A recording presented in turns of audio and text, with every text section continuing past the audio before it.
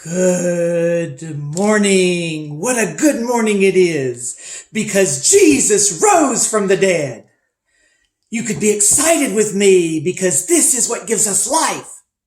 It's Him living inside of us. He's alive. Death was defeated. It's still around. It's going to be defeated ultimately in the future. He will put it down completely. We still have death that affects us, but Jesus rose and defeated the power of death. So study with me, meditate with me, think of this with me today. Please take time to think with this. Okay, so let's review what's happening on this day. Let's take a look. Everyone was defeated. Their Messiah, the one they had followed, was dead. They had rushed to get him in the tomb. They wanted to go back and anoint the body, but they couldn't because the Sabbath was there. So the body was just laying in the tomb all day on Saturday. And by the time that their reckoning of Sunday came, the first day of the week, it was already evening and really too late to do anything that it would take. So they had to wait until early on the daybreak the next morn. Now that brings me to an important point as we start looking at the text. And as you look at the text, you can see that the resurrection is so important. Oh, it's so important. As part of the gospel presentation. It's so important, and you have to have the resurrection as part of the gospel, or else you have a dead religion. The resurrection is what gives proof to the gospel. It is because of the resurrection that we know that we're justified, as Romans says. Oh, friend, let's look at this. It was after the Sabbath, Matthew 28 says, and Mark 16 gives the same account as you look at Mark. And you go over to Luke, and in Luke 24, you have the same account, and or more facts to the account as the Gospels harmonize and give us a few more details of what happened. And in John 20, you also have the resurrection account. So lots is going on, lots of things, different perspectives are told here in the different gospel accounts. But let's start as I have with Matthew and look at this. It was the first day of the week. And it began to dawn. So early on the first morn, when it was dark and the sun was just coming up, is the beginning of what was happening. Now, what is the first day of the week? Most people think it's Monday. Why do most people think it's Monday? Because they think the weekend is when they're off. Most people work Monday to Friday, and the weekend they're off, they consider the weekend to be Saturday and Sunday. So a lot of times people will do things with a family on Saturday, and if they don't go to church, they'll spend time with family or shopping or doing whatever they need to on Sunday too. But Sunday, look at the calendar. Don't believe me. Look at the calendar. Sunday is not the weekend. Friday and Saturday is the weekend. Sunday is the first day of the week. And this is why Christians meet on Sunday primarily, because Sunday is the day that Jesus rose from the dead. So it was the first day of the week, early in the morning. And you have a bunch of women going to the tomb first. Now, this is, I guess, somewhat expected because the women did a lot of the detail work and they would prepare meals, and they would prepare and maybe did things relating to funerals and things. And so there had been a lot of spices and other things that Joseph of Arimathea and Nicodemus had used when he was hurriedly put into the tomb. About 100 pounds, I think one of the accounts says. And so that was put on him in strips, but there was more preparation they needed to do for the body because they didn't believe. They hadn't yet come to believe in what Jesus had told them, what he had said 11 or so times, what he had predicted and said, but their eyes were blind. They didn't know until they saw. And here's when they begin to see. And it was the women first going. Men, why don't we lead in what spiritual things are? We should. If we think. If we stay in this word, we'll see. But the women are usually the ones that have more of a spiritual sensitivity. And in this case, we don't have Peter. We don't have John first coming to the tomb. And this is really one of the things that supports the credibility of the story. Because in this society, the word of a woman was not trusted as much. So why in the world would they be trying to make up a story where the women were the first ones to see? See, this is there's a lot of things going on here, but the women were the first ones. And you have Mary Magdalene, and you have Mary, and you have Salome, as another gospel says in Mark, I believe, and Joanna is another one. And we'll get into the particular accounts as we go forward here. But they came to the tomb, and something had just happened. Did you know that there was another natural disaster, so to speak, that occurred around his resurrection? Did you know? There was another earthquake. Look at Matthew. Look at Matthew 28. It says, behold, there was a great earthquake. And it happened, maybe localized here, but the earthquake happened when the angel of the Lord came and descended from heaven and rolled back the stone. So we know that the guards were afraid, it says here in Matthew 28, verse 4. The guards shook for fear of him, and they became like dead men. Now remember, you had this Roman group of guards, which could have been 16 plus. I mean, they had really been afraid. The religious leaders seemed to be more faithful in some sense than the disciples themselves, because they were so scared. They had a guard put there, but the disciples were so defeated that they didn't think that he had really, but maybe they doubted he was really the Messiah they were looking for. But soon they'll learn. Soon they'll see, because there were angels that were there, and there were actually two angels you see from the different accounts, and they spoke to the woman. And like in Matthew 28 here, it says, one angel was the primary speaker and said, do not be afraid. I know that you seek Jesus who was crucified. He is not here, for he is risen, just as he said. He said, the angel had to remind them of this. The angel had to remind and tell them. And we see even in the other gospel accounts, we see that it was specifically said by the angel. Why do you seek the living among the dead? He spoke to you when you were still in Galilee, and he told you that the Son of Man must be delivered into the hands of sinful men and be crucified, and the third day rise again. In Luke 24, we see that. Luke 24, particularly in verse 7. So they were learning. They were finally beginning to get it, but it took some time. And friend, if you just focus on the crucifixion of Jesus, then you may doubt that this was really God, because you may see that there's defeat. If Jesus is still on the cross, our faith is vain. He couldn't defeat death, but he did. He raised himself from the dead. God raised him from the dead. You see the whole triunity of God involved in his resurrection, and I'm not going to take time to get into that, but look at the story here. The women saw, and the angel spoke to them. And we see back in Matthew, we see again that while the angel told them to go, in Matthew it says in verse 10, do not be afraid. Go and tell my brethren to go to Galilee, and they'll see me there. So the women leave, and Mary Magdalene was the very first one, and she had come to the tomb, and Jesus had saved her from the devils that had possessed her, and so you see Mary Magdalene at the cross and the first at the resurrection. So she really loved Jesus. She really clung to him, because Mary was one that had been changed by him. And friend, if you've been changed by the Lord, you won't be the same. If you really understand who Jesus is and you've accepted what he did for you, you will have life and joy in your life. So look at what they did. All right, the women left.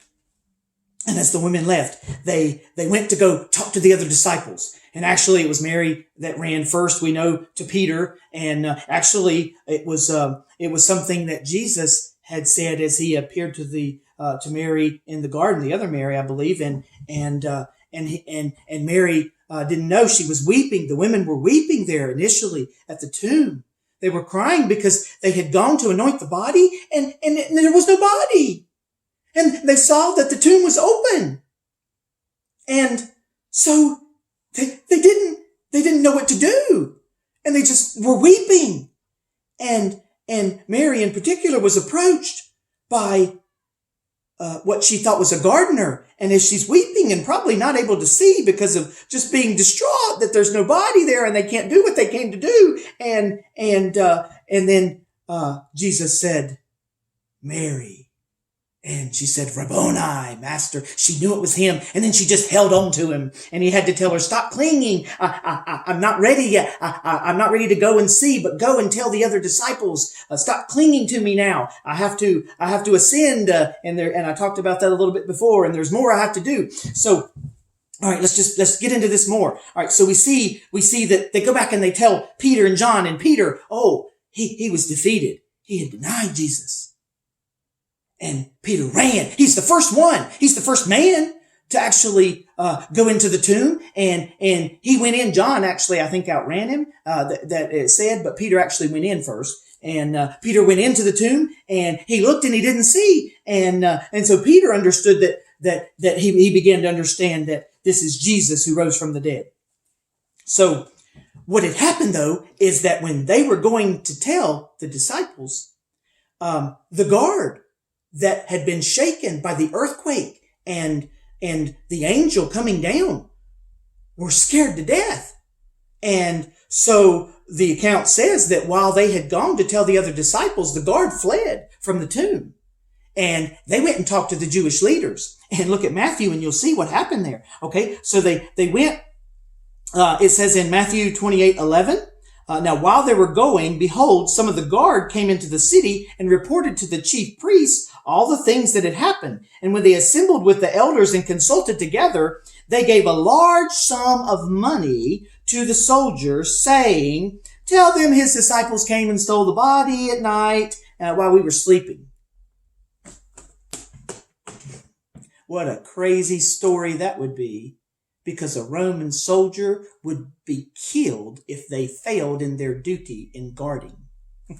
So the Jewish leaders had some pull with the Romans. You know, Pilate was a little scared too, and that's why he crucified Jesus. So the Jewish leaders, the priests said in Matthew 28, it says in verse 14 that if the word of the disciples coming and stealing the body comes to the governor's ears, we'll appease him. We'll make you secure. You won't be in trouble. And so the soldiers were bribed. They took the money and they did as the false religious leaders or uneducated or unbelieving religious leaders did.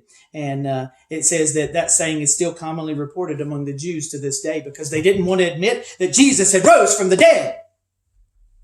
So Jesus appears to the disciples. He gives a commission to them, and I have to have another video after this. I have to talk about what happened in the appearances that he made to the disciples, to other people. 1 Corinthians 15, Paul said that there was one time he appeared to a group of 500. In fact, let me just go over this for a moment now. Because Rose Publications has this chart, Evidence for the Resurrection. And on the back of it, they have reproducible handouts. And there's this official list of witnesses of Jesus' resurrection. And just listen to this. He first to Mary Magdalene, Mark 16, John 20. Then to the group of women, which included Mary Magdalene, Joanna, Salome, and Mary, the mother of James. And you see that in three different accounts. Simon Peter was the third occurrence in Luke, and we see in 1 Corinthians that was true. And 2 disciples on the road to Emmaus. Interesting, Cleopas and then some other unnamed disciple. And you have that account in 2 Gospels. 10 of the original disciples, 11 of the original disciples, 7 disciples by the Sea of Galilee, 500 brethren at once, over 500. James in particular, all of the apostles together, 1 Corinthians 15:7. 11 apostles that were together with the Great Commission in Matthew 28. The followers at this ascension into heaven that is told in Mark and Luke and Acts. And then Paul, on the road to Damascus, he tells that in Acts, and then in 1 Corinthians it's mentioned that he saw Jesus even outside of time, apart from what outside of the time of the apostles in particular, because he had persecuted the church in the early church, and Jesus particularly appeared to him for him to be a witness to him, as we see the influence of Paul, as the New Testament is an example of that. So here on Resurrection Sunday, we see what's happening at the tomb, and we see all these different accounts of, and it gives you more particulars. And friend, you need to study this. You need to understand the proof of this. And if you understood the proof of this, some crazy theories have come up. Skeptics have tried to object to this. People have tried to fight the resurrection for years and years. And if a serious person, seriously studying and looking at this honestly, would look at the resurrection and look at the evidence for the resurrection, it'll convert them. It'll convert them. Look at Lee Strobel. Look at Josh McDowell. Look at other people who have been changed because they, as people who were skeptic and studied and looked at it. Lee Strobel was a journalist. These are all skeptics, and they've come up with all kinds of crazy theories. And there's a smaller chart from Rose Publications that has this. I use that a lot because they have a lot of good, clear, concise information that kind of summarize the things, and so it's helpful just in giving that information quickly to you. But there's a great book, and I got to get to this book to share this with you. I've had this book ready with an answer for years, and if you want to study the life of Christ and even the resurrection and what smart people, good people, lawyers, influential people, leaders have said about Jesus and even about the resurrection, you can find that in here. This was actually first published as Ready with an Answer, and then later it was republished as a handbook of biblical evidences. And there's so much evidence for Jesus and the resurrection and creation in the Bible, and we could get into that more. And I would challenge you to please do that because there's so much you can know, and you don't have to be doubting in your faith. But Jesus is such a wonderful Savior. Because what did he do for Peter? What did he do for the one who had said he would die with him and then was chastised that he wouldn't, that he would deny him? And he didn't think it was true at that supper when he was told that.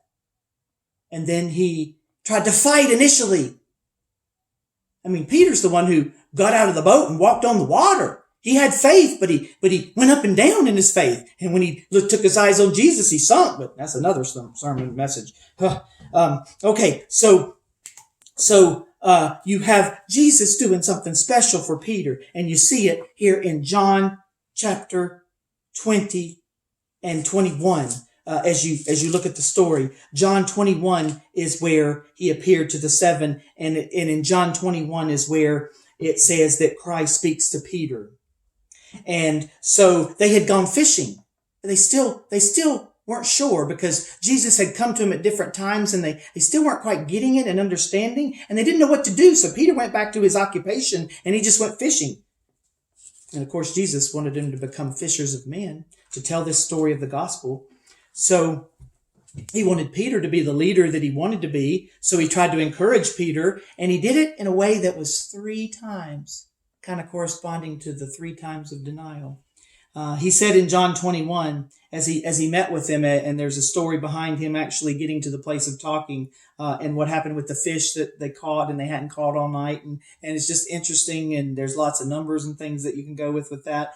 And it's interesting. You even see Jesus proving in his resurrection that he was resurrected physically, because in one of the cases where he went and met with the group, he asked them if there was any food, and he ate fish and honeycomb, 2 things that he ate then. So there's something Jesus is eating, and he does again. He's actually preparing a meal here in John 21 of fish as he is there.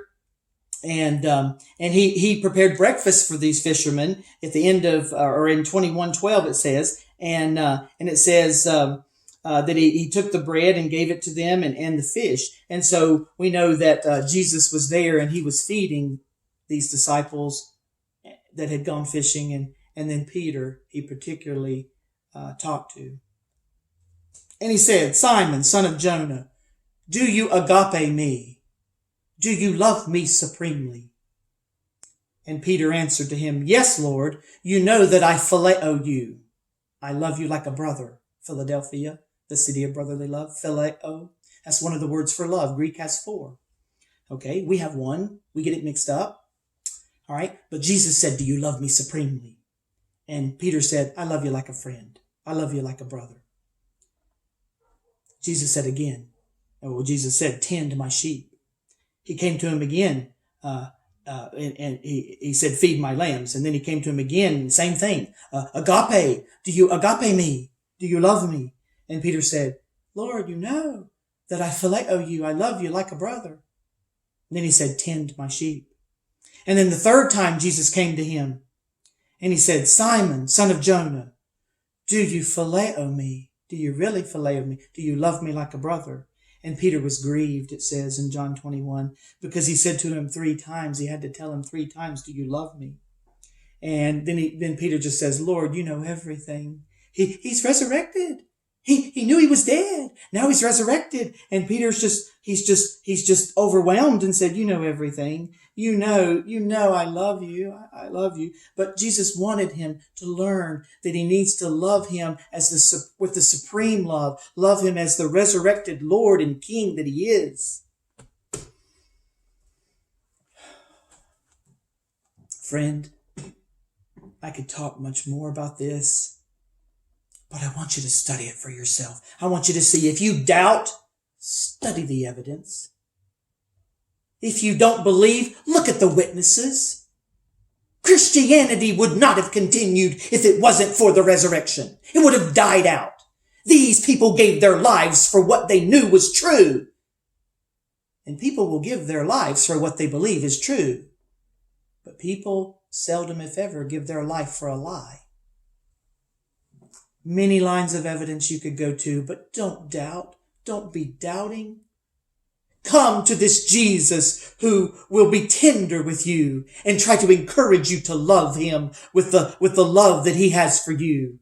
To put yourself into his presence, I want to talk about that more. I will in the future. But he wants you to know him, to be with him, and to accept what he did for you, that he died for you, that he rose again for you, for your justification, for you to be right with Jesus, with God the Father. Jesus is now sitting at the right hand of the Father, and he is the one who intercedes on us, and he is the one we can depend on. And he is the living Lord. Is he living in your life, friend? Oh, please stay tuned for more truth I will give you. Please like this video. Please share it with other people. Subscribe to this channel. Hit the notification bell when I have another teaching thing that I want to bring to you and share to you. Know that our Creator, our Savior, Jesus Christ, in his Passion Week, each day showed his passion. And on this new week, on this Sunday, first day of the week, he proved who he is when he rose from the dead.